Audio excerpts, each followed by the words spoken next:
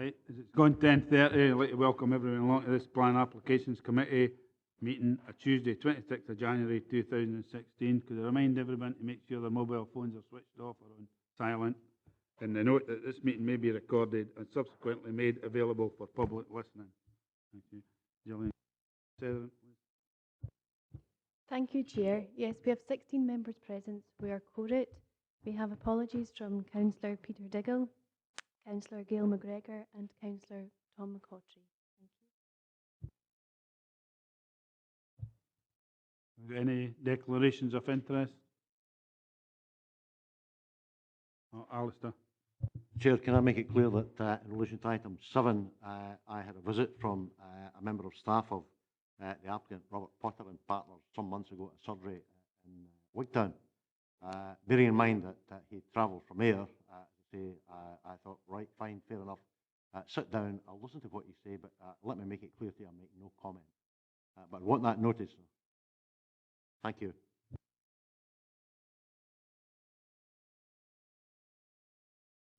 In respect to the announcement Alistair made, I had the same visit at my surgery and I accommodated the gentleman in the very same fashion. Thank you, Jim. Likewise, I had a representation from a gentleman from Robert Potter's on the same item. I listened to his point of view, but I never made any comment. Thanks, Ivor. Could we go number 4? Oh, sorry. No. Alistair. Similarly to my fellow councillors, I received the representation, but I made no comment. Stephen. Yep, same as that.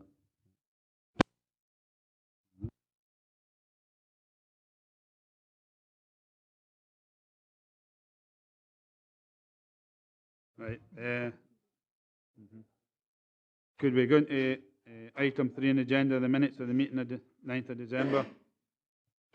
Agreed? Fine. Gillian, could you outline the procedures to be followed? Thank you, Chair. Yes, the Planning Applications Committee will consider each application in turn as detailed on the agenda. The case officer or other appointed officer will make a short presentation addressing the determining issues accompanied by digital images. Any late information, amendments or corrections will be reported at this time. Members may ask questions of officers following the presentation on points of clarification. The Chairman has been provided with a list of eligible representatives who have registered to speak at this meeting within the period specified in Council policy. No other persons will be allowed to speak. The Chairman will individually invite those who have registered in advance to speak to make their presentation, after which they may be questioned by committee members. No questions may be asked of members. The order of eligible parties being heard will be as follows: third parties objecting to an application, third parties supporting an application, statutory consultees objecting to an application, elected members of Dumfries and Galloway Council who are not members of the Planning Applications Committee, and such members should withdraw from the committee chamber after making their presentation, and then applicants or their agents. Representatives have been placed in alphabetical order and a copy of the public speaking list is available from the committee officer taking notes of our proceedings today. Presentations will be strictly limited to 3 minutes per person, except for national and major developments, which by their very nature are more complex, where the time limit will be 5 minutes. The Chairman of the committee will ask you to come to a conclusion if you take too long. Representatives are encouraged to use the time allocated to clarify any points they consider material and address the determining issues. Certain matters are not normally material planning considerations and will not be taken into account by the Council when deciding on a planning application. Representatives should not raise any new matters without explaining why they were not raised earlier with the case officer. Please do not repeat what is in the report, as members will have already read the report. After all the representations have been heard, the meeting is then in formal session and no members of the public may address the committee from the public gallery. The Planning Applications Committee will then proceed to determine the application. Thank you. Gillian? Anything to add, Gillian? Thank you, Chair. Yes, members of the public and the Planning Committee, item 5 has been withdrawn by the applicant today, therefore it will not be being heard. That is the erection of a wind turbine with associated access track and works at land at Beckfoot Farm, Annan. Thank you. Thanks, Gillian. We're on to number 4, Fellend Farm, Ringford, Castle Douglas. Number A 15/B/2/0197 and B 15/B/2/0198. Thank you, Chair. Yes, just a reminder that in relation to this item, which is item 4, only those members who have heard the original representation will be allowed to determine the application. Members who heard the original representation but did not attend the site visit will also be allowed to determine the application. The members are Councillor Martin, Councillor Dempster, Councillor Blake, Councillor Carruthers, Councillor Dryborough, Councillor Ferguson, Councillor Geddes, Councillor Gilroy, Councillor Groom, Councillor Hislop, Councillor Maitland, Councillor McComb, Councillor McKee, Councillor Stephen Thompson and Councillor Witt. Thank you. Thank you, Gillian. This was deferred for a site visit. We're now in session. Members? You do the slides again, Judith? Thank you, Chair. Yes, I'm happy to run through the slides quickly if that's okay. Yes, for the two silage plants, I'll not spend too much time on the location plans because all members managed to get the problem. Clamp A closest to Fellend Cottage, and Clamp B the smaller clamp to the south. The plans, Clamp A's got the smaller wall at the front, and the landscape bund along the edge, and Clamp B's got walls 2.8 metres high. Photographs, this is taken from the edge of the farm looking across.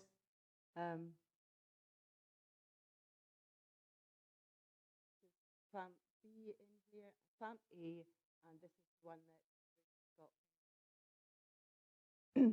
This is taken from the top of the drive at Fellend Cottage looking down.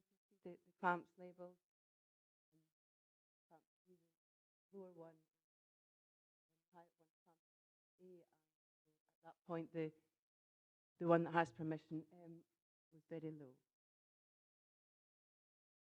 Again, clamp A in front of the cottage, and clamp B further.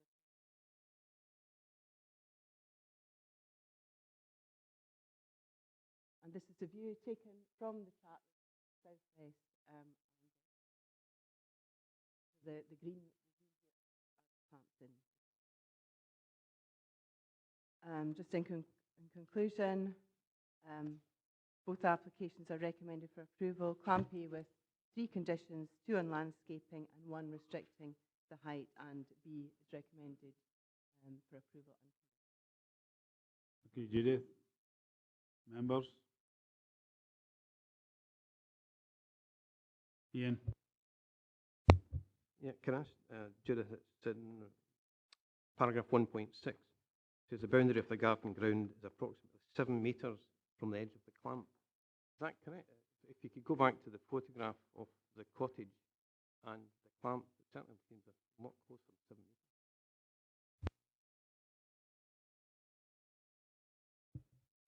Sorry, what did you say? 4.6?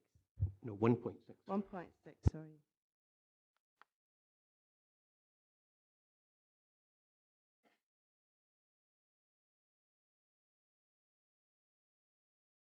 The on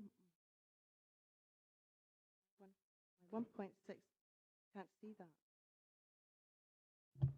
It's the section that says, the second line, the boundary of the garden ground is approximately sorry. 7 metres Yeah. from the nearest edge of the clamp Yes. wall.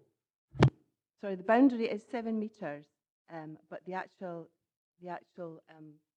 distance of the clamp from the cottage is further away. I actually measured on site with a tape measure the distances, but I didn't measure on the representative side. But Would you mind going back to the photograph that shows the clamps and the cottage?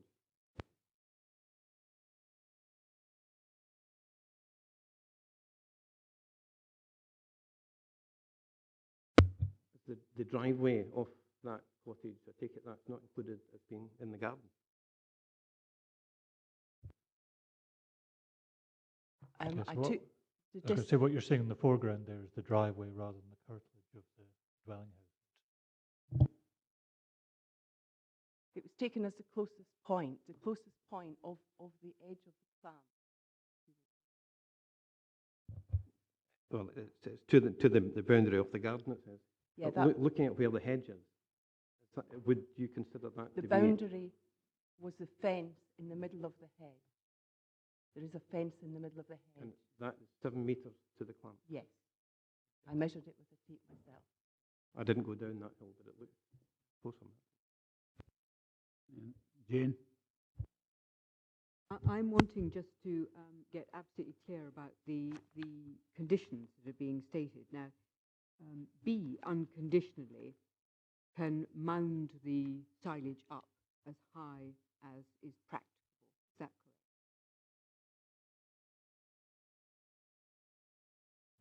correct? Yes, that would be correct. And A is to be maintained as low as it is now.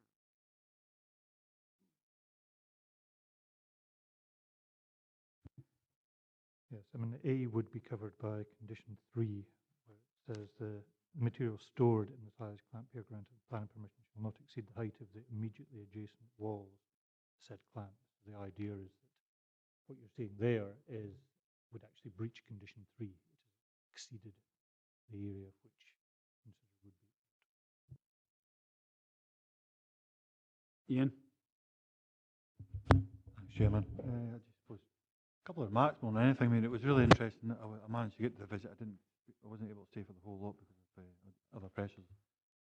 Places had to be at different times, but I mean, I would go back to the point Ian raised it, and it does when you're standing at the front door. It looks as if you can almost just touch the clamp. It looks a lot closer. The photos don't actually give it justice. I have to be honest here. I don't normally make remarks like this. I mean, it didn't make for good planning for me in real terms. So what I could see there with the availability of land round about, this is clearly retrospective.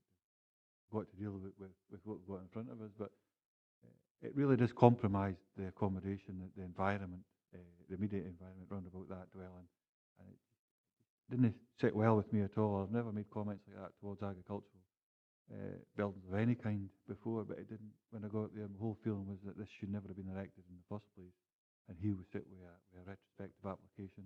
And I think the committee and council's almost compromised with that, and it'll be a difficult decision. I think it doesn't matter which decision we make today, whether we decide to agree or actually just not to approve it, to refuse it. Nancy?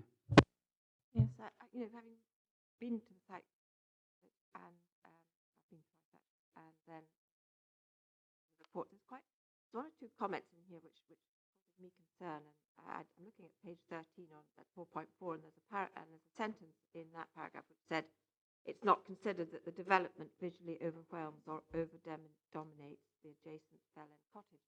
Well, I actually consider that it does, personally. I don't know whether this is a planning consideration or just a personal view, but I personally think it does over-dominate. Then if you move over the page to page 14, the next paragraph nearly at the end of that, it said it's considered that the proposal would not significantly worsen the existing historical situation of the dwelling house being immediately adjacent to an operational farm unit, albeit accepting that the existing situation is less than ideal. So we've allowed something to happen, and now we're almost saying, well, because it's not great, we can almost make it worse. And that's what I think, if I'm being honest, this does. So I have concerns about that. And then at 4.15, last part of that paragraph, it says the current proposals are not considered to represent a significant worsening of the situation, subject to conditions. Well, I think it does worsen the situation. And I have slight concerns with the conditions because I think particularly condition 3 is sort of almost unenforceable, and that would make it worse if it could not be enforced. And having looked at, just look at the size of that silage pit there, and the amount of stuff that's in it. Who's going to take that down and who's going to enforce it? I just feel we've got problems here with the conditions and the situation. I don't think we should make it worse by just accepting it. And I do have real concerns about this. I know it's retrospective, which is always difficult, but I think I'd rather agree with Ian there that we were in a position that we shouldn't really have been in, because I don't think the first one should have been allowed to have been built in that position. But that's another thing. That's just my comments on having had a site meeting. Jim? As the last point Councillor Gorroy raises, I think we tease out a discussion with David Portencalzie about how this would be managed or monitored, because we should never put us in a position where council staff will be constantly called to address issues or breaches of conditions. We always have a position where if we can't reasonably apply a condition, the condition shouldn't have been set in the first place. So it'd be interesting to hear what David's view is and how potentially we could deal with a situation, and it may well occur on a frequent basis depending on the time the grass cutting being commissioned or carried out. Yes, thank you, Chair. It's fair to say, as officers, we had a lot of discussion and debate about this one. I know I'm not allowed to use the phrase on balance, but it is very much that sort of case. Would we have been quite so happy with it if it wasn't retrospective? Well, we are where we are. When we looked at it, the situation was that, as I understand it, Fellend Cottage was originally part of the farm unit and was sold off. So that's what we're referring to there about the existing situation is less than ideal, because it's obviously now in separate ownership to the farm, but is immediately adjacent to an operational farm. In terms of the enforceability condition 3, I accept that is reliant on, to a large degree, the goodwill of the applicant, and making sure that he recognises that the amenity of the neighbouring property has to be respected. But I'm the first to admit that that is going to be quite a tricky one to enforce, and if the will of the applicant is not to play fair, then yes, we could be in a situation of having repeat enforcement issues with that one, and it would be quite challenging to enforce. I accept that silage will change height as it rots down, and therefore at one stage it probably will be higher, but I think the point we're making with that condition is to be acceptable, this silage clamp has to be used less than maybe the one that was granted some time ago, and there's that little bit further away. That one's unrestricted, but in recognition of the proximity to Fellend Cottage, this one would have to be used in a more respectful manner. David? Thanks, Chair. Actually, it was regarding the times as well. And 2.1D, talking about if they put up with noise of the farm vehicle some days from 7 in the morning to 11 at night. Now, I don't know whether it's certainly not acceptable in built-up areas, and I don't know what your consideration is with regards to that in a farm. But on 4.7, you talk about, given the limited time and nature of the work which this would involve, it's not considered loss of privacy as a result of the development was so significant as to merit a refusal. But given that it can be any time from 7 in the morning to 11 at night, and there's tractors driving up and down and there's noise, I think we're letting away a lot that we wouldn't accept in other areas. But what the answer I need for yourselves is it realistic to put time, operational time, on use of this facility? Chair, I would suggest not, for the simple reason that you've got an existing unrestricted operational farm unit that's long-standing. So there's no conditions on the existing farm in terms of hours of operation. It is an operational farm. You would expect operations to go on. Even by actually having a silage clamp there, it prevents other activities that could reasonably take place within a farmyard, going on because you've actually got physical development there. So in short, no, I don't think you could reasonably attach a condition to that. We did consider it, but disregarded it. Jim McComb. Thanks, Chair. I think we've also got a problem with condition 1. I can fully understand the reasoning regarding landscaping on the earth embankment. However, the earth embankment is closer to the property. And given the proximity to the property, would it be wise to be planting trees and certainly shrubs which might grow to a significant height? Because this simply raises the issue of overshadowing. Thanks, Jim. Patsy. Well, thank you, Chair. I mean, I haven't been reassured by officers' response to the enforcement of conditions, and I would absolutely agree with Councillor Combe here. That was one of the things I was just going to mention, that I think we could overwhelm cottage by the shrub planting or the tree planting, even worse. And I noticed that you're not allowed to lop or prune anything for 10 years. So should you find things coming over the drive, as we looked at that thing, see that could happen quite easily. So that is it's not an altogether satisfactory condition. And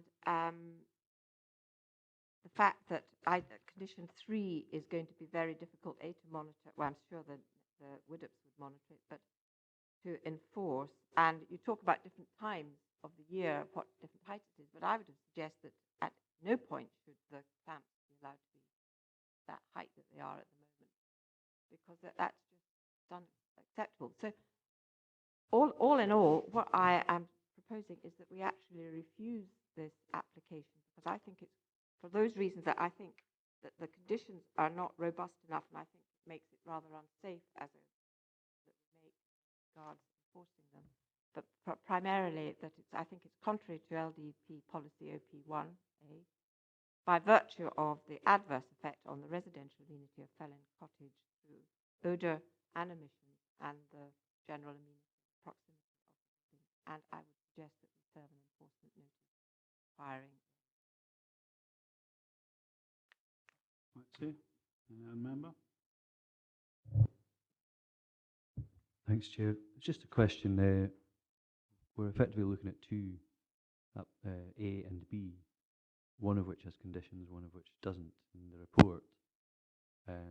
Clearly, if an application can only be made acceptable by conditions, obviously we're struggling here from the debate to actually attach conditions that are enforceable or relevant for one of them, but one of them we're being asked to approve unconditionally.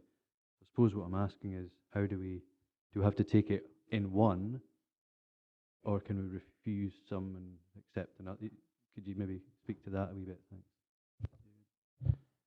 Thank you, Chair. Yes, and there are two individual applications, so the committee would have to make a decision on each application. And it's entirely possible you could consider that clamp A is acceptable, but clamp B isn't, or vice versa, or that both are unacceptable because of the cumulative effect of having the combined odour of the two, or the visual impact of the two. Ira. Chair, if we were to turn down A, does that not have a wall which is actually part of B? Because it's the middle wall of the thing. So would you be taking down part of B, or because you've approved B, you'd be leaving that wall up, but you'd be taking down the wall that's already approved because it's on the original silage pit, because you're fitting it in between the walls. So the wall that splits the existing silage pit, is it part of A, or is it part of the originally proposed one? And is the wall that's between A and B A, or is it B? Yes, and obviously there is a valid permission for a silage clamp already there. So that wall would be not covered by any enforcement notice the committee wants to serve. But any new development, I mean, I would suggest that if the committee is minded to go for a refusal and enforcement, you're really talking about both applications, because otherwise it becomes complex to say that one has an effect and one doesn't. So any enforcement notice I would suggest would really be affecting clamp A and B, but any notice would make it very clear that this wasn't affecting the wall, which was part of the authorised existing silage.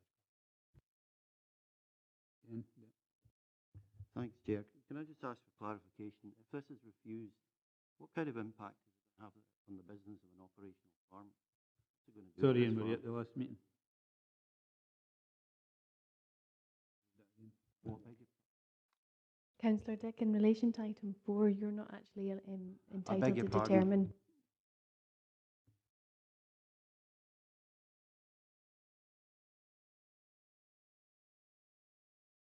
Jane? I have to say I find myself really deeply conflicted over this one.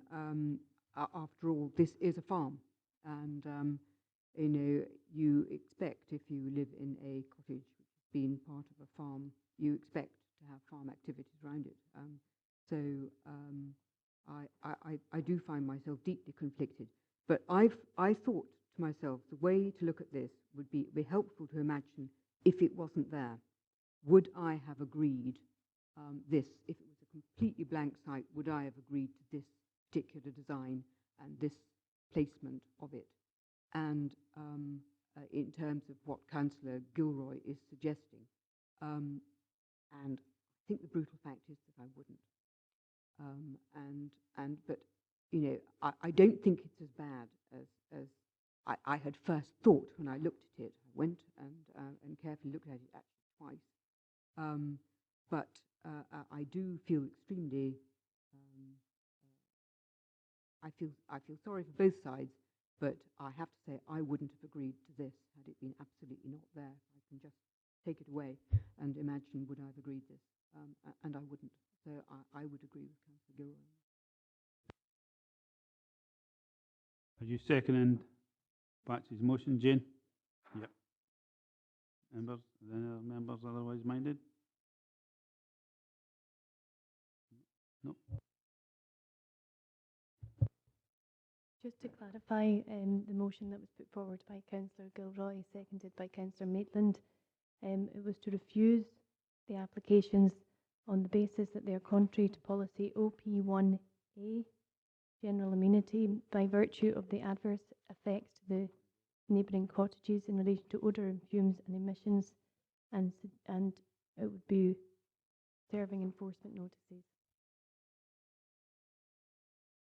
Thanks, Gillian. Is item Sorry, Chair, I think I did have something about general amenity as well for that cottage. And can I just, as a follow-up, ask what's the timeline for things like this?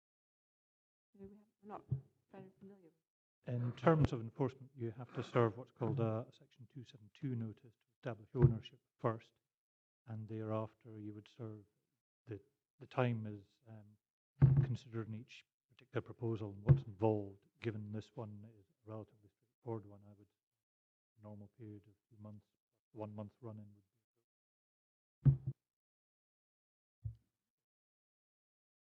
Yeah, and just to make it clear, there is obviously a right of appeal against refusal and serving an enforcement notice. Then go to the Scottish Minister. Thank you, David. So item 5 has been Item 5 has been withdrawn. We're now going to item 6, Stainton-Le-Vale, Mansehead, Terregles, Site A 15/B/3/0341 and Site B 15/B/3/0342. We've got Andrew Robinson in this one. Whenever you're ready, Andrew. David? Sorry, Can you Chair. bring- It's not until I recognise the name of the applicant earlier on, and Mrs. Lamon and I used to serve in the same committee. It was volunteer action. But it's such a long time ago since I served in that committee along with her, I don't think it will affect my decision making. Can we get Councillor Dick back in, please?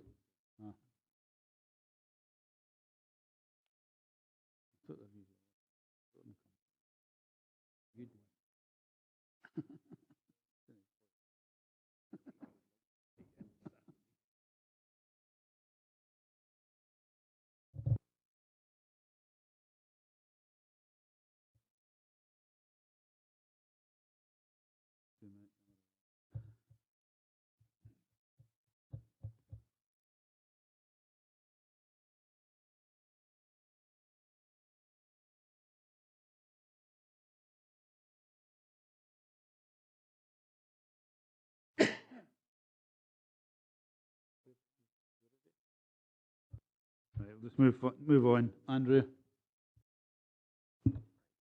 Thank you, Chair. Yes, there's two individual applications seeking planning permission in principle for the erection of a dwelling house on two sites that are next to each other. And the location of the sites are on the western edge of Terregles, which is identified as a village in the settlement hierarchy of the local development plan. Shown in red, that's the two sites are effectively covered by that red line boundary. And, this indicative site plan shows the two sites in relation to their surroundings. So you've got dwelling houses situated on the northern side of the C14N road, which leads out of Terregles. There's a dwelling house called Ladywell just to the east, and there's an archaeological feature to the south of the site, and to the west is open countryside, where there's grassland and trees situated in this area of land here. This is a close-up of the two sites. You can see site A is on the left-hand side, and site B is the site adjacent to the adjoining property. In terms of the appearance of the site, this is looking from the front of the site to the south, and looking towards the western boundary. This is actually the western boundary of the area of land that the two sites would be situated within. So there's a layer of trees on the western boundary. Beyond that is effectively open field.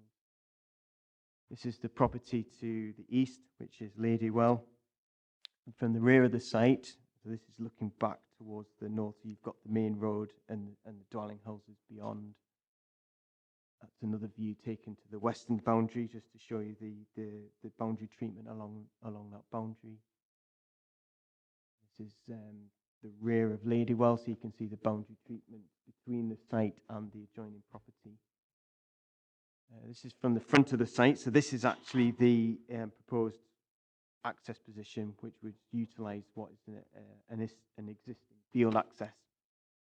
And visibility from this is in the form of this to the west, and looking back towards Terregles to the east. So at the moment, that is within the 60 mile per hour speed limit area. And this is the site on the approach to Terregles. So it's actually quite well screened at the moment by hedge screening along the roadside. And this is leading out of Terregles. So the site is about 60 metres on the left-hand side from there. And the property that I showed you before, Ladywell, is the boundary treatment is that hedge screen at the front. So again, you can't really see that from the road out. And these are just some of the properties to show you the appearance of the area. This is the property opposite the site on the northern side of the road, and this is looking back a bit further along into Terregles.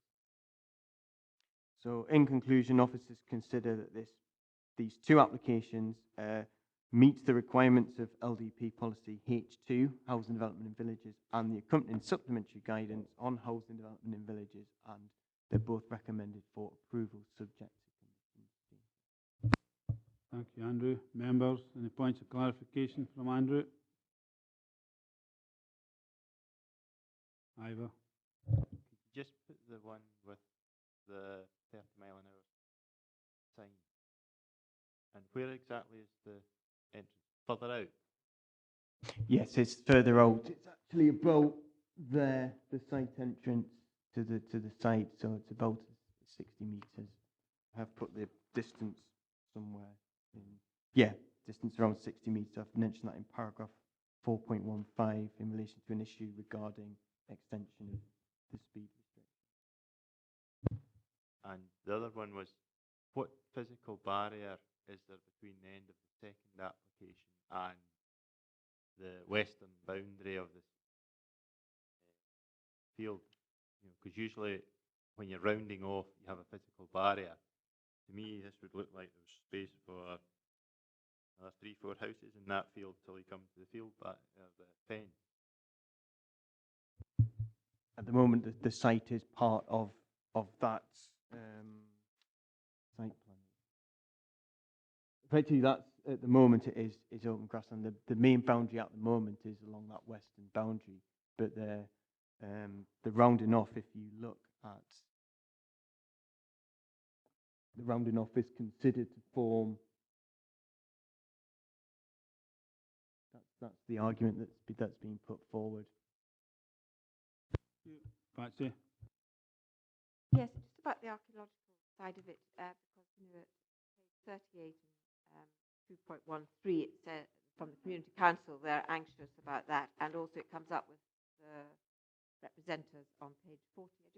And I noticed that our council archaeologist has no objection.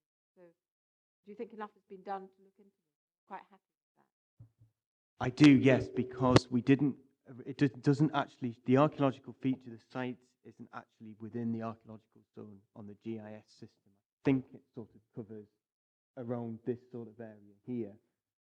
But because of the comments raised by the Community Council and objectors, we did actually consult the archaeologists for further guidance on that.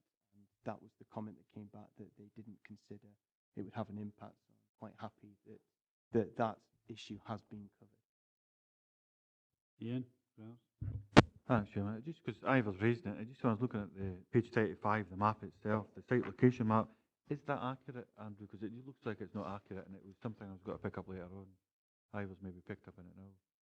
Looks like it's slightly out of kilter with what you've just said and what was shown in what's shown in the actual presentation at the moment. Is that correct or not? These maps on page 33 and 35 have been generated from the council's GIS mapping system. So there may be some discrepancies between what base map the applicant's agent has used and potentially what the council's GIS system. So there might be some minor discrepancies. I think, is that because there's a sort of line to the south that's not been squiggle on the map that's not been shown on there? Is that the... No, it's actually when you look at page 35, Chairman, when you look at what's presented up there, that does align to the rounding off, as Ivor said. But you look at page 35, it doesn't. There's like a dog's leg there. Look at 33. Ian. Okay, right, right. Just 35 was referring to. But look at that. If you look at 33, straight line. Okay. Just to be clear, sir, Chair, you've got page 33 shows the first site on the western boundary, and that is in line with the house across the road. And then on page 35, you've got the other one. It's simply just easier for the maps to be generated as two separate ones, as we did with the previous application as well, rather than one individual one. But what you're seeing on the screen there is basically the two sites put together. So yes, they're not showing exactly what's on the screen there for that very reason, because they're two plans. Thanks for that clarity. Alistair? Thank you. Forgive me if I sound schoolmasterishly pedantic, but I would imagine this is for two separate applications, and yet throughout the narrative it comes up. For example, at 1.3 it refers to a dwelling house, and then in the recommendations it again refers at points 9, 10, 11 and 12 to the dwelling house. Should it not be rephrased to say the dwelling houses? Chair, no, because these are conditions which, if you look on page 44, that are relating to application A, so it is a separate single individual dwelling house, and then paragraph 5.2 makes it clear that application B is subject to the same conditions as above, with the exception of condition 8, so it is quite correct that it should be the singular. Jane? What policy is it that requires us to increase street lighting every time we build a house? I mean, I would have thought in this day and age, and with budget constraints and everything else that's happening, we should be increasing street lighting when we don't need to. And I want to know what policy would require. Gelston Village, for example, has a house just outside the 30-mile-an-hour limit, and there is no street lighting there. Chair, there is no planning policy that requires that. This is something which gets raised with our consultees in the road section, and they seek that in the interests of public safety. But there certainly have been instances where, in the interests of dark skies or trying to retain, for example, Powfoot comes to mind as an area where There's very limited amounts of street lighting has been added, and the residents are very keen to retain it as that.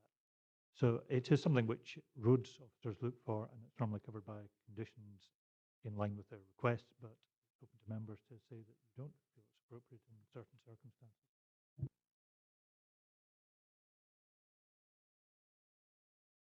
Members? No.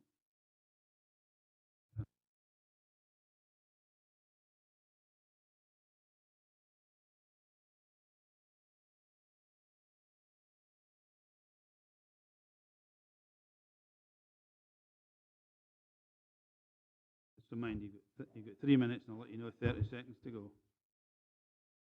Thank you. John McCall, agent for the applicant, Mr. Lamond, who's with me here today. We are very happy with the recommendation and the conditions that are attached to the recommendation.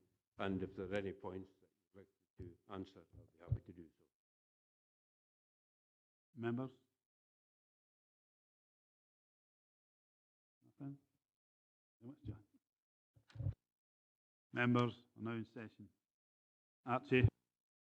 Thanks very much. It is planning permission in principle at the end of the day, and I'm quite willing to go along with the recommendations. However, when a full planning application does come in, and it's taken the point that Councillor Maitland made about the road safety issues and that perhaps roads can look again when the full planning application actually comes in and sees if there is a condition that can be applied to improve the road safety aspect of it. Alistair Geddes? Thanks very much, Chair. I would second that motion. Members? Yep, agreed. Thank you, Chair. Just to confirm that this application A and B has been approved, subject to conditions as detailed in report. Thank you, Gillian. We'll now go on to item 7 on the agenda, plot 2, Portencalzie, Kirkcolm, 15/B/1/0269. We've got Billy Murray speaking this one. Maybe you're ready, Billy.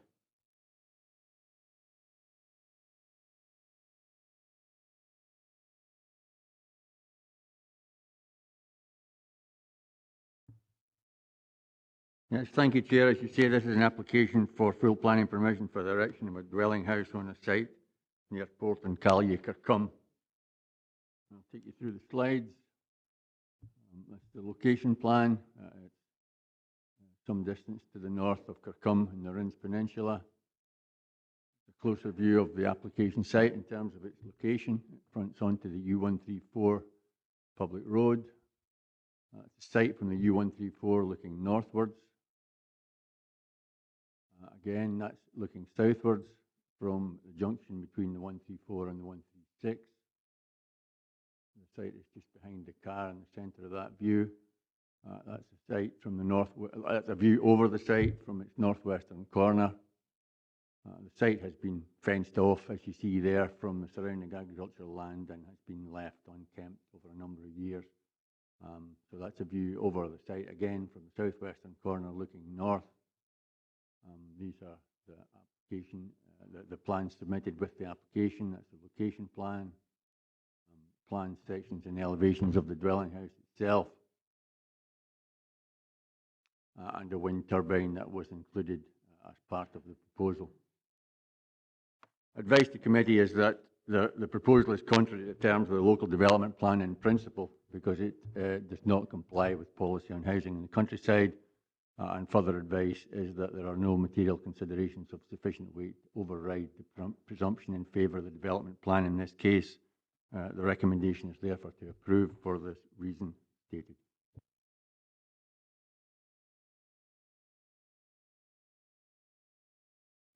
My apologies. Refuse for the reason stated. Thank you. Members, points of clarification? Go with the officer's recommendations. No.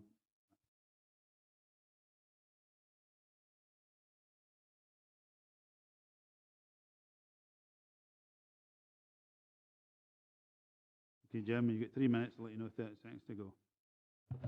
Thanks, Chair. Thanks for hearing me. Just to be absolutely clear, I'm going to make no comment either for or against what is actually being proposed in the application.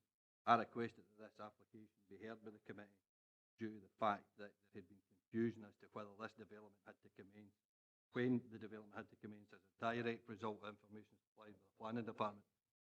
On the information that's in paragraph 1412 to 1418 of the report, the outline planning permission in 2006 was originally granted on the 29th of March with conditions attached that it would expire 5 years from that date or 2 years for the date of the grant, subject to conditions. That meant the planning permission would have lapsed the 28th of March 2012. In 2010, the grant of approval of matters specified was granted with conditions attached. Development was granted planning permission should be commenced within 3 years of that date. That would lead anyone to believe, reading that letter, that planning permission would lapse on the 20th of May 2013. Planning application was submitted in 2013 before the end of 3-year date from grant of approval. It was turned down because the outline planning permission had expired and it hadn't been started within two years of the final approval. Both of those are reading, but when you read the notification of the grant of the outline planning permission in 2006, however, that brings me back to the error that was made by the planning department and the grant law that approved matter specified, which stated that the development had to commence within 3 years, i.e. the 20th of May 2013. To turn to the information that's in 1418, while I fully accept the statement that it is not unreasonable to expect that a long-established and highly experienced professional agent would review decision notices on receipt as a matter of routine and query any discrepancies in error, whether real or perceived. It is also, in my view, not unreasonable to expect official planning notices to contain information that contains no discrepancies or error. The error in this case was not perceived, it was real. Hence the reason I asked for this to be called in to be heard by committee members, not by officers, because it was officers that made the mistake in the first place. All I have to say.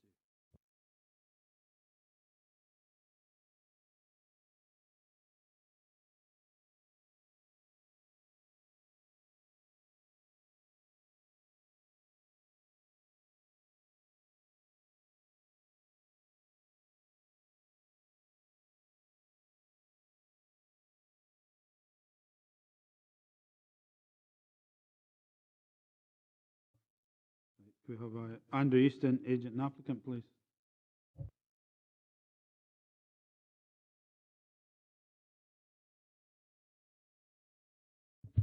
That's us. You get 3 minutes, Andrew. I'll let you know 30 Thank seconds to go. Mr. Chairman, members of the committee, good morning. My name is Andrew Easton.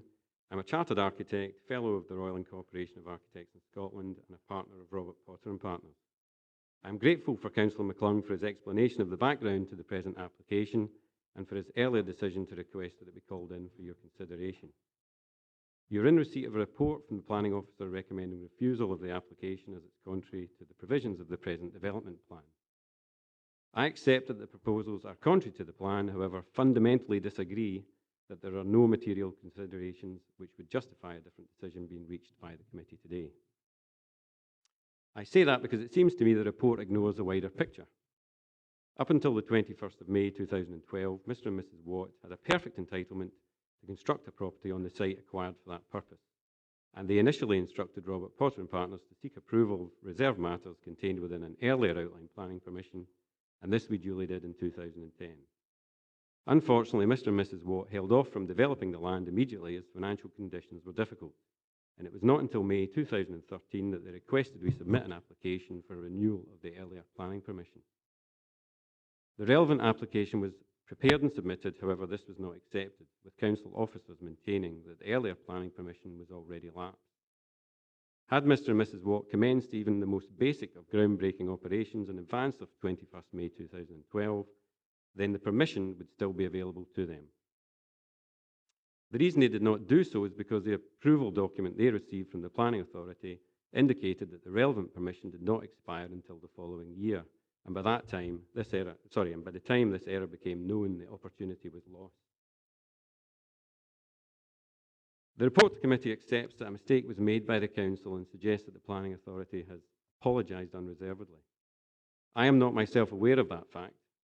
However, it seems to me that actions speak louder than words, and that this committee has an opportunity today to restore to Mr. and Mrs. Watt that which was earlier lost to them because they relied upon the documentation received.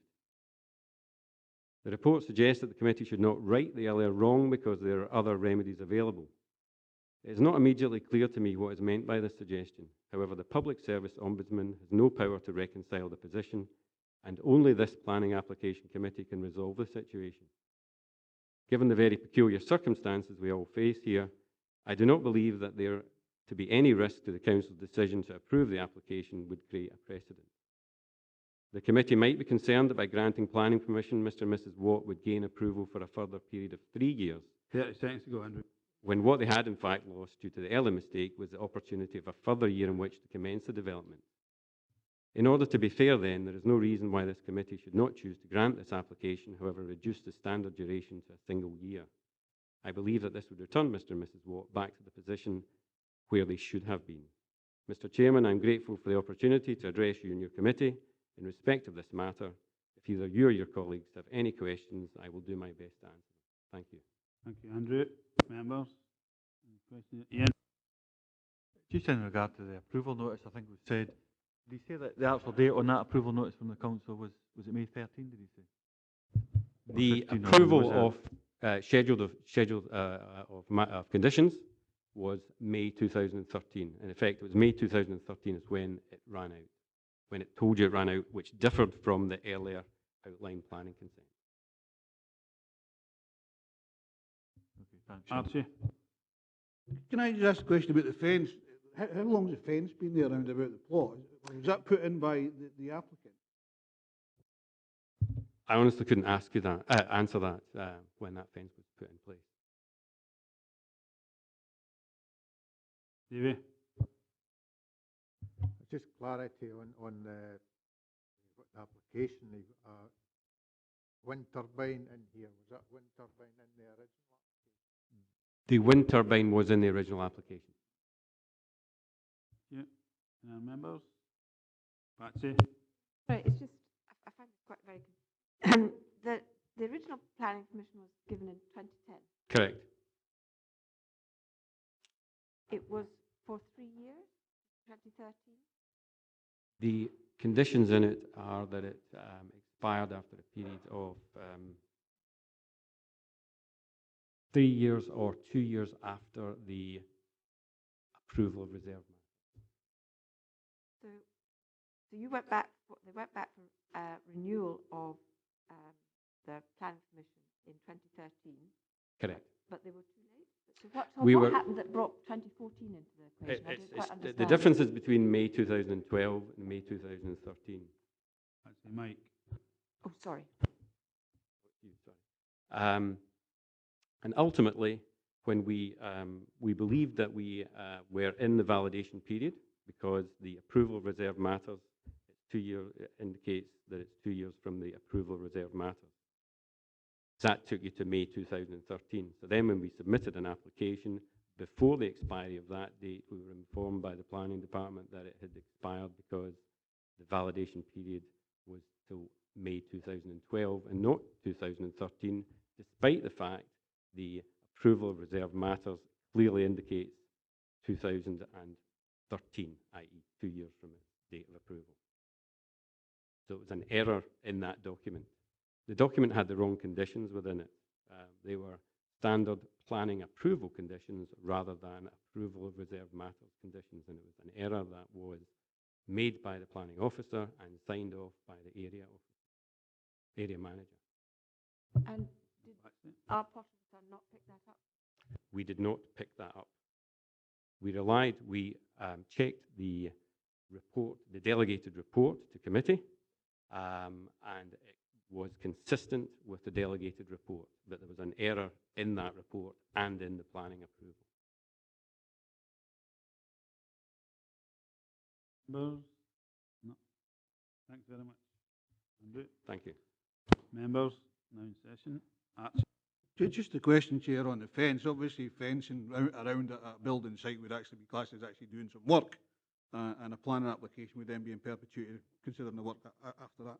So I'm just wondering when that fence was put up. Was it the applicant that put the fence in there or not? Chair, the fence in itself would be a permitted development, and it wouldn't be sufficient to be a specified operation, a material operation, to actually secure that permission. So, no, sorry, the fence wouldn't be enough to secure that. They would have to have dug foundations or drainage ditch or something in the appropriate location. Either. Here, it's obvious that there's been oversights on both sides. The way I was sort of looking at this application, if I was a man in the street looking at it and I'd received these documents, what would I sort of take from them? And I would actually take that it is the 3 years from the document at the end. Now, the professional from both sides, so whether it's one side's fault or the other doesn't matter. I think that we should actually approve this application as an exception to policy, grounds that through misadventure, this would have been in time if the proper documentation was sent out. And yes, if it had been checked by the agents, that would have been a case where it was put in writing as well. But I think it has been misadventure rather than something that's been deliberately missed. I'd move approval contrary to the recommendation.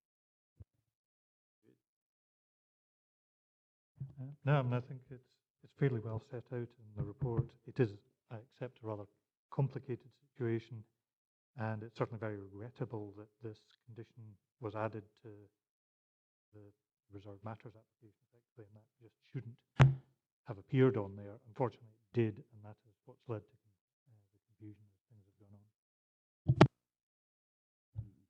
Ian? Just following on from what Councillor said, I mean, how appropriate is it?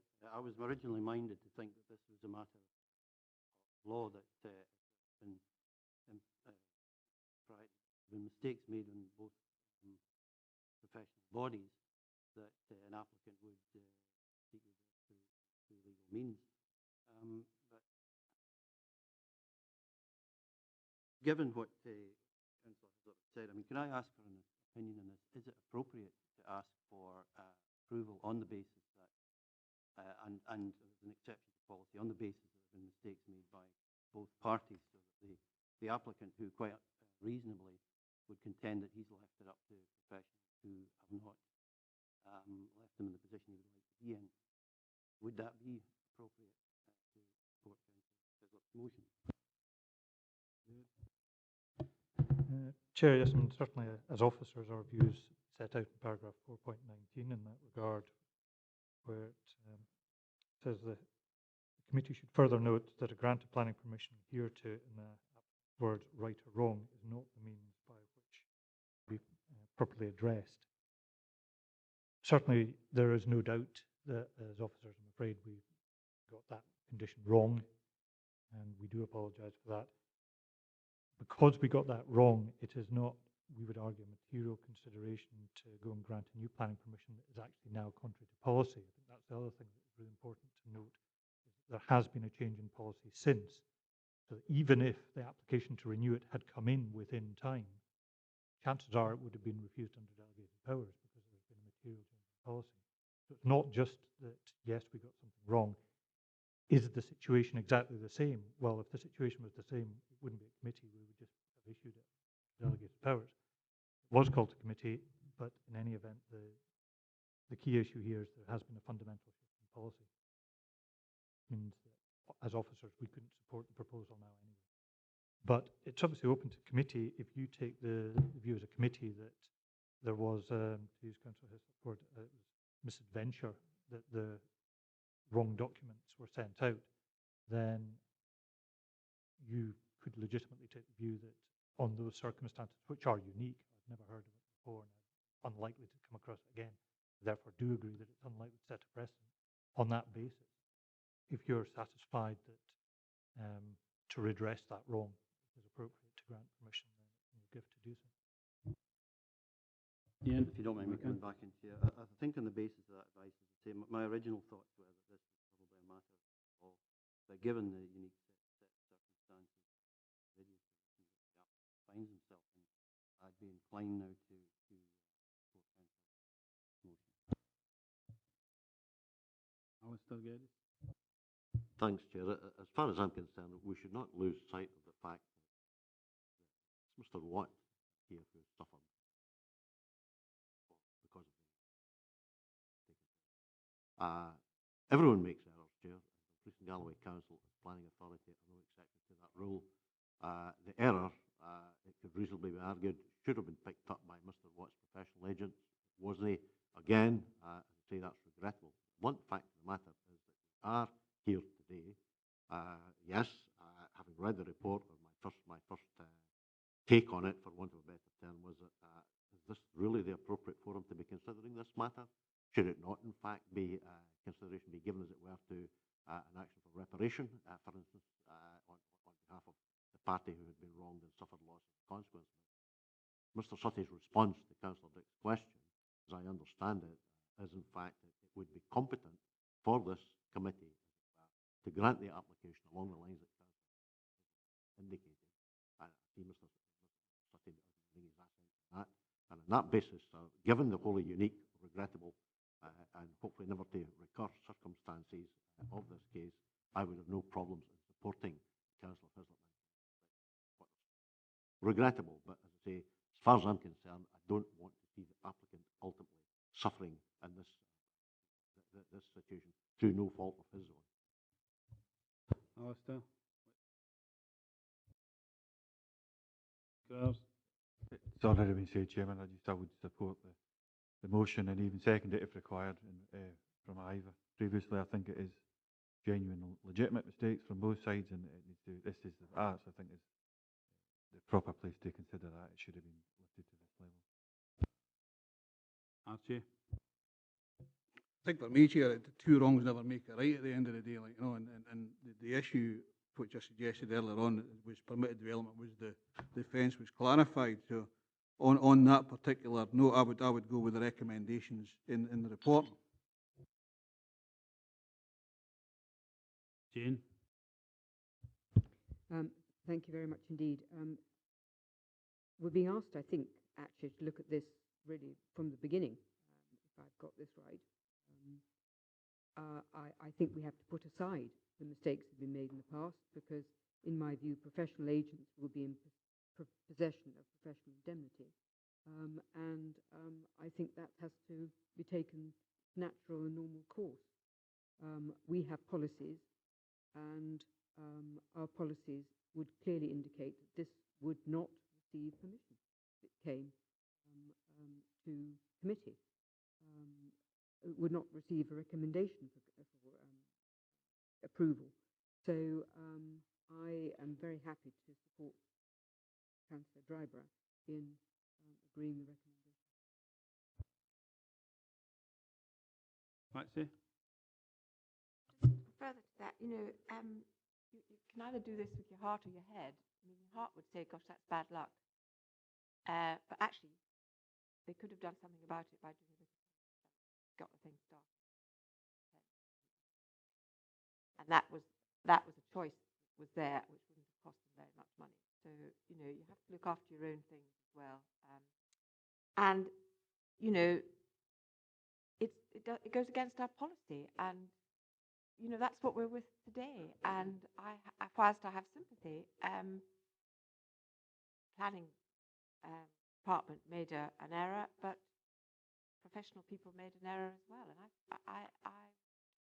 my head is ruling my heart on this one,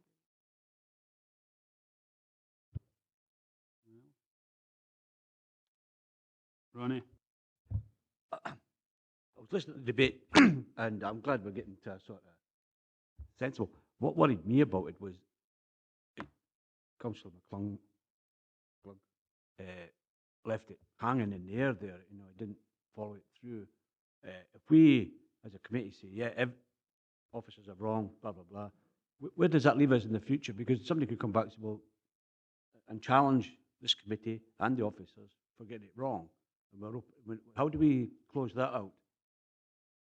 If we go and say, here's the planning permission because we made a mistake, misadventure, whatever you want to call it, fine. If we say, no, we'll go with the recommendation because it would meet the new plans, no, fine.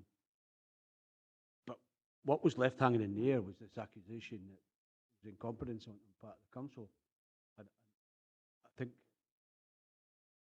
well, that's the way it came across to me, but we could listen to the recording again, but I listened carefully and it was quite a strongly worded statement. But anyway, it's the ongoing implications of the decision that we make. Does it leave us open to challenge legally or otherwise? Just for background information, I understand the applicant is taking Potters to court this month. So that action is proceeding. In terms of action against the council for the error notice, that hasn't as yet followed through into any format, whether it's still within time to do so. As I understand it, the advice wasn't sought from planning officers as to whether or not the application was still within time. It was sought from the agent. That's why Jim? Can I just say there are two different things anyway? Whether or not somebody gets council to court doesn't matter. We have a planning decision to make today, and that's what we're doing. Jane? I would just like to say that I actually thought it was very helpful that this was brought to committee by Councillor McClung, because I think it's important that something like this is aired and people see why we are taking a decision. So I think that's absolutely appropriate. I don't think it mattered at all that it was seen as left hanging. I think it was absolutely appropriate that we discuss it. Thank you, Chair. Just to confirm, we have a motion put forward by Councillor Hislop, seconded by Councillor Dick, to approve as an exception to policy on the basis of the misadventure with the application. Had it been on time, proper documentation would have been sent out. And an amendment by Councillor Dryborough, seconded by Councillor Maitland, to refuse the application as detailed in report.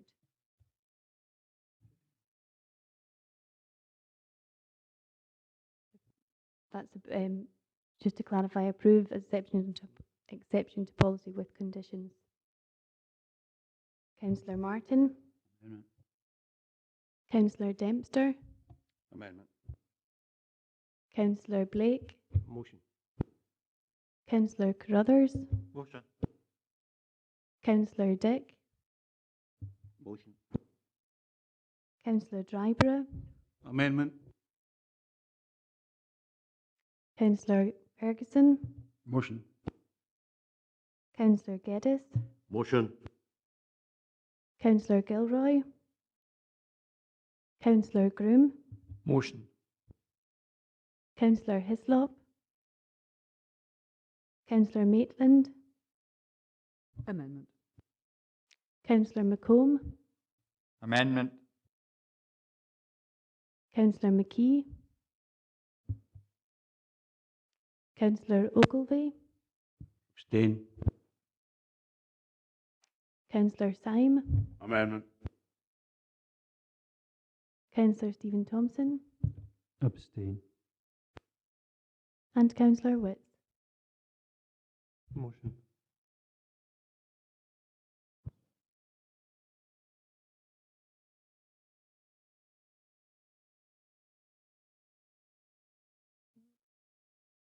With 8 votes to the motion and 8 to the amendment, Chair, would you like to take the casting We'll be vote? changing, go with amendment. Thank you, Chair. The application has been refused as detailed in the report. Thank you.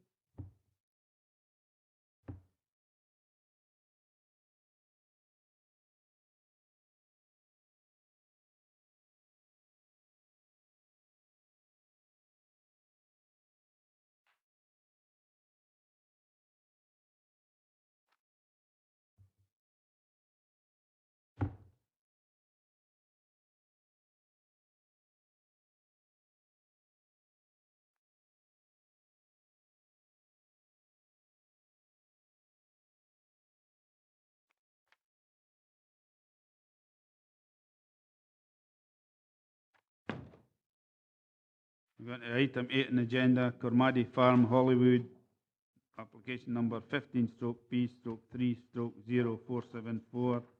We've got Beth Halliday. Thank you, Chair. This planning application is for the erection of a general purpose agricultural building at Cormaddie Farm near Holywood. As detailed in 1.1 of the report, the reason this application because the applicant directly now take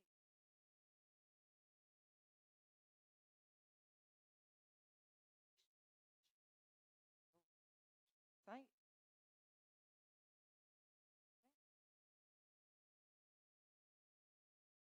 Site plan is established.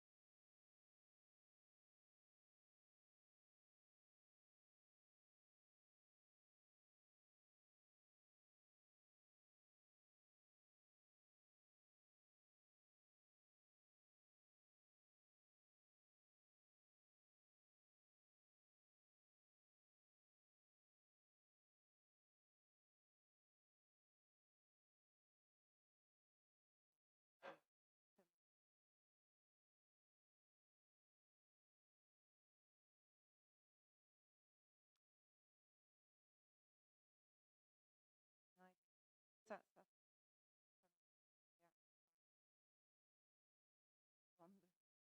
from the Priest Dunstan Road.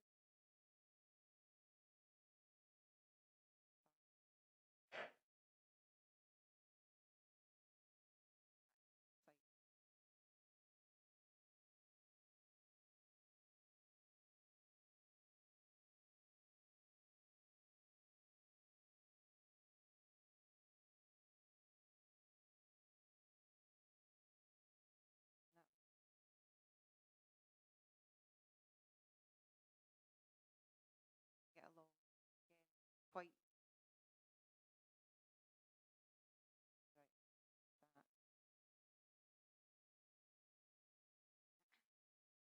In conclusion, the proposal is recommended.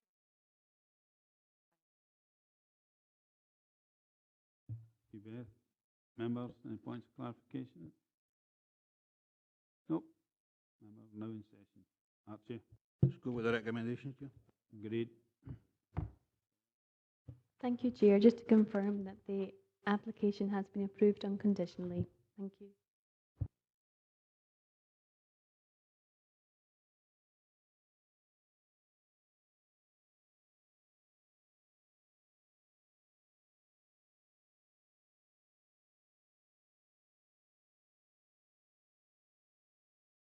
Sorry. Too busy looking for my glasses. 7 Stevenson Avenue, Lockerbie, application number 15/B/4/0304. Doral,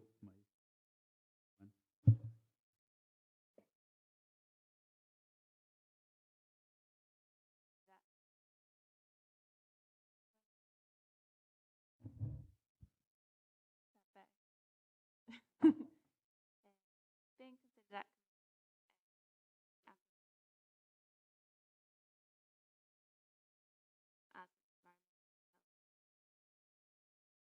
as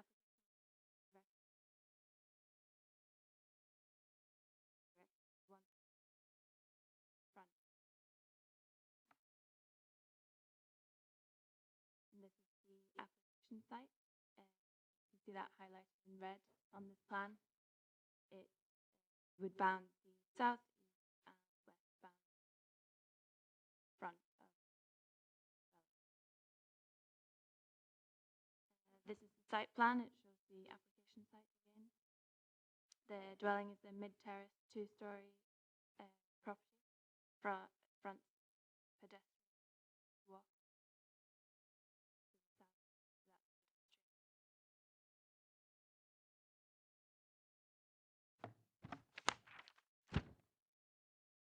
This is the section of the fence. It's of typical construction.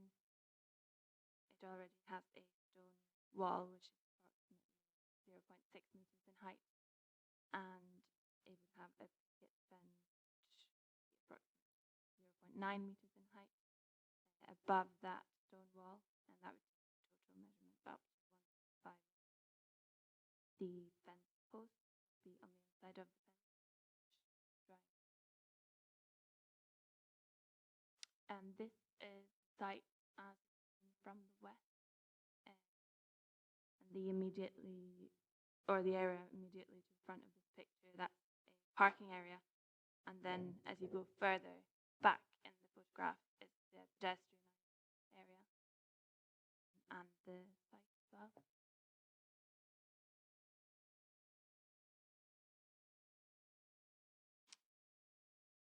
This is a closer view of the fence, of a similar construction to the brown fence that's just in the foreground. And the fence we're looking at is the untreated fence there. This is a view from the southeast. And this is a view looking directly adjacent to the fence, looking south. And in conclusion, the proposal is recommended to be approved unconditionally. Members, any points of clarification? Ian? Just a quick one in regards to permittable development rights and 2 metres high. I thought that was a PD right, but obviously maybe at the front of the bill, I'm not just sure, but you would have thought that would have fell into that looking at it, but clearly it mustn't. You're right if it's to the rear of the property, 2 metres high in normal circumstances, but a public footway equals a road in terms of the Road Scotland Act, and therefore because it's that slightly unusual 1960s Radburn layout where you've actually got the pedestrianised public open space area to the front rather than the road, it's still regarded as a road, so it does need at the front. Jane? I mean, in terms of amenity and design, I mean, personally, I think that's hideous, and I think it actually upsets the rhythm of the front gardens and the walls and the rest of the scheme. I mean, what is our? Have we got to decide whether or not it does actually affect the amenity of the neighbours? Is that what we're here to do? Chair, yes. Basically, the application is to be looked at under the relevant policies, and amenity is one of the issues to look at, both visual and in terms of the effect on neighbouring properties. David?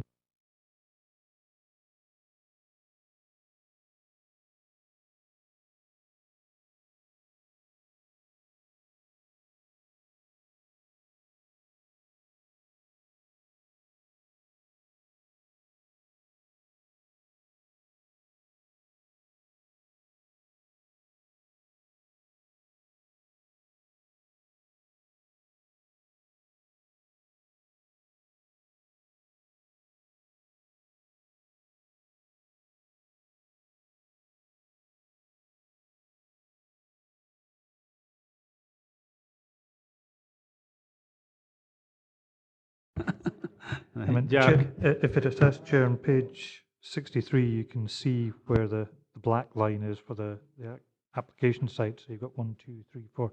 There's 5 properties in a row as terraced, and then there's a footpath runs between them. And you can and one of the justifications which has been put forward, I think it's probably worth looking as well because of the rather unique layout of this type of development. If you look at the rear garden, which abuts onto it's north facing, abuts onto the lock-up garages, that's actually much smaller than their front garden, which is why they wanted to have a seated area in their front garden.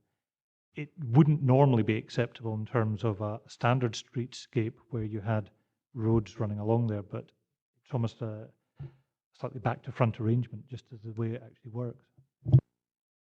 Jack? Thank you. I take it there was no objections from any of the neighbours? There's no objections been received. It was drawn to our attention as a result of a complaint which came to the planning inspector, but it didn't follow through with an objection. Andy? Thanks. I'm kind of looking at that, and I'm seeing the line coming out the door where the retaining wall is for the front of the property where they're built up on. And if you actually look at it that way, in terms of safety, right, it's almost the ground level could almost have been argued that it should have been as we come out the front door of the house, rather than where the path is. Charlie, there were still points of clarification for the officer. We're not assessing it. Is that Well, a that's point? I'm coming to because is that the case? I'm going to ask her. Is it the case that if it's on a level as you come out from the house, and that's the end of the boundary wall, which seems to be built up from the path? That's still very clear from the picture. If you can take it back to the section of the elevation, yes, and what you can see that the fence actually sits above the wall, so there's an existing dwarf wall that runs around the property. And I think if you take it to the slides, then you can see similar properties. Yes, you can see the dwarf wall that runs around there. Now, that drops down behind the wall to the same ground level as the footway, so it's not like an elevated garden bit at all. There's a dwarf wall with the fence above it. Chair, if I can come back, that's exactly what I'm getting at here, because the wall also drops as the further as you go to the left of the picture. Right, so the wall's dropping down at all stages there, and that's what I'm querying. You know, is the entrance or the exit from the house coming straight out there, or dropping down? And I mean, maybe you're right. We'll come to it in session. Yeah. Okay. Ronnie, points of clarification? No. Patsy, point of clarification? Nope. Patsy, point of clarification? Well, I think mine is a point of clarification. I'll stand corrected if it's not. But if this had come in for permission and was not retrospective, would we agree? Is that clarification or not? Or is that discussion?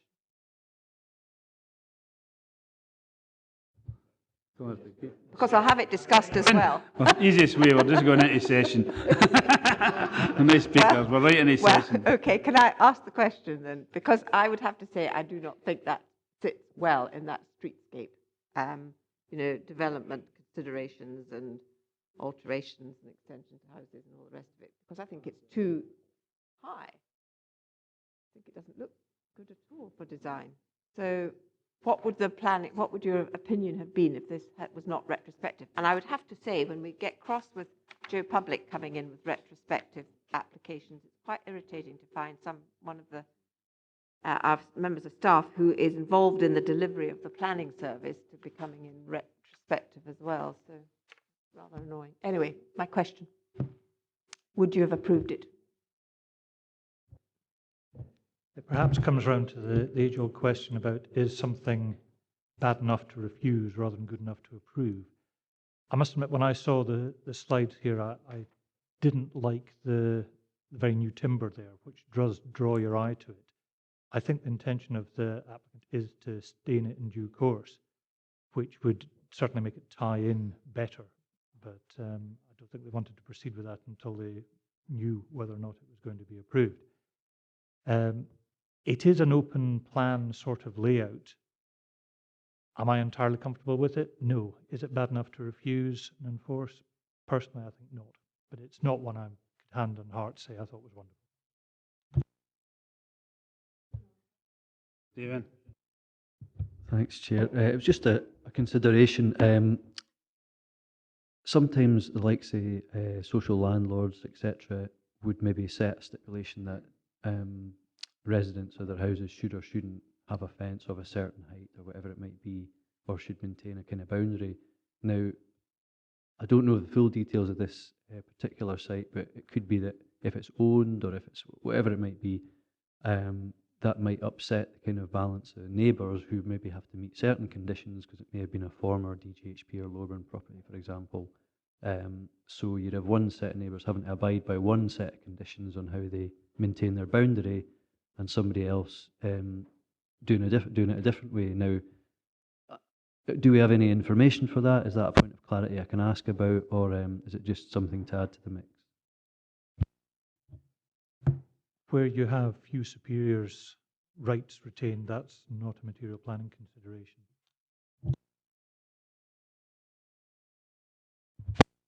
Thanks, Chair. I'm very familiar with this area as I've walked up and down, as it's locally known as the Golan Heights. To be fair, if you ever walk around that whole estate, like we've done many a time, knocking doors and delivering leaflets and whatever, that's pretty good, actually. I don't mean to be derogatory, but bits further up, which are DGP owned, are falling apart. So somebody that's probably bought their own house, because they've got a porch on the front as well, and want a bit of privacy, you have no privacy. Everybody, if you go further up the hill, people have got decking and stuff out the front doors because they don't get any sunshine. The only place to get the sunshine is with it. So people that would like to sit out in the sun, you've no alternative but to do these things. I can see if it was painted the darker brown, it might fit in better with the windows and stuff, and if the guys gave a commitment. But to be honest, in the context of that whole estate, it's all right. You know, if you know the estate at all. And somebody's had a bonfire in the foreground as well. Yeah, I would agree with what Councillor Ogilvie was saying, except the application approved with the condition that the painting of the fence is actually part of the condition, similar to the one next door to it. Thanks, Chairman. I would agree with what's been said there. I think it should be just of a similar type of colour in regards to that, but very much I think David summed it up very well. It is, I mean, it's akin to a back garden. There is no roadway, but there's a public footpath, so therefore that changes our outlook when it comes to the policy. It is unbalanced, but for all the right reasons, we should approve it. Thank you, Chairman. David described it as being an open plan area, and when you look at the photograph there, you see a mixture of walls, fences, and this one. At what point do they need to apply for planning consent? To put a 3-foot wall in, a 3-foot fence in, or a 1.5 metre fence? At what point? It's anything above a metre in height where it fronts onto a road. So the dwarf wall at the front wouldn't have required, but as soon as you take anything above that level, it falls into the realms of needing planning permission. Thanks, Chair. I bet David, when he gave this application to Torrell here, he said, that's a doddle hen. This is your first committee. Dead easy for you. The pair still should sweat like anything there. Hey, is it my eyesight, or is that fence actually on a slope from the path to the house? And would it be unreasonable to see it at the same level as at the house, right out to the front and right round? I think to me it's a wee bit too high at the front. Something a wee bit lower might be more acceptable. I don't know whether it's stepped or just sloped. It's No, step where that step is and what. I know it, but going down the side, go for the path to the house. Is that sloped?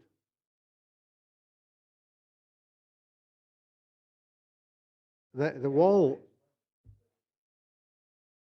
looks level to me. Well, Must be them glasses again, John. They're a good example where there was. Yeah. We spent less time in the hospital, the new hospital, Chairman. Come on. Is it? Could I move the recommendation? Jane. No, I'm not going to agree the recommendation. I'm really sorry. I do not think that we should just accept because of where it is. I don't think we should accept a lower standard of design that we would expect everywhere else. And I just don't think it. I don't think it fits into the neighbourhood there. I think it's a shame that we're almost introducing what looks like a dog run. And I'm afraid, I honestly think, I think some of the neighbours would consider that lowers the tone. And I say that really, just hand on heart, I don't think people would feel 100% happy about it. And I bet it hasn't come through as an objection because they're neighbours, they don't want to object. So, and I think it's incumbent upon us to raise standards, not just accept the lowest common denominator. And I think Patsy's absolutely right. If that came in, we'd probably have said to the applicant, look, what do you think about doing this, or what do you think about doing that? A little bit of advice might have gone into it. And so I would suggest, for reasons of design, detail, and amenity, that we refuse this. It's not up to standards that we should accept. Put that forward as a motion, Jane. I'll put it in as whatever it is, motion or amendment, whatever it is. Jane, Patsy, seconding on that. Have we got an amendment? Archie? Got a second there? Ian? Thank you, Chair. We have a motion put forward by Councillor Dryborough to approve the app.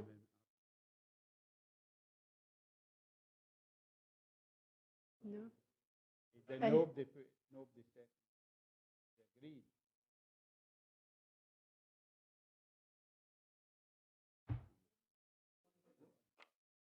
No, Okay, I apologise for that. We have a motion put forward by Councillor Maitland, seconded by Councillor Gilroy, to refuse the application on the basis of the design, detail and amenity. And we have an amendment put forward by Councillor Dryborough to approve the application subject to condition in relation to the painting being similar to the neighbouring property, seconded by Councillor Carruthers. Councillor Martin. Councillor Dempster. Motion. Councillor Blake. Amendment. Councillor Carruthers. Amendment. Councillor Dick. Motion. Councillor Dryborough. Amendment.